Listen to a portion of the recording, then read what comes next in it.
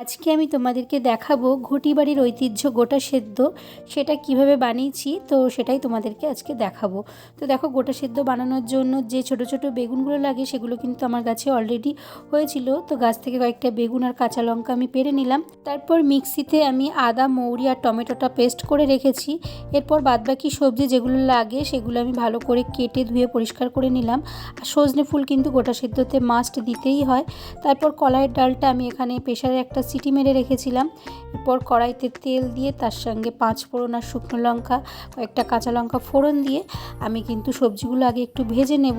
আর গোটা সেদ্ধতে কিন্তু মেনলি সবজিগুলো ভাজে না, মানে সেদ্ধ করেই দেওয়া হয়, কিন্তু আমি একটু ভেজেই করেছি। এরপর মিক্সিতে যে মশলাটা আমি পেস্ট করে রেখেছিলাম সেটা ভাজার সময় কিছুটা দিয়েছি আর কিছুটা নামানোর আগে দিয়েছি। তারপর ফুটে গেলে একটু নুন মিষ্টি দিয়ে নামিয়ে নিয়েছিলাম। তো ব্যাস এই ছিল আজকের গোটা সেদ্ধ। কেমন লাগলো জানিও, ভালো লাগলে লাইক করো। টাটা।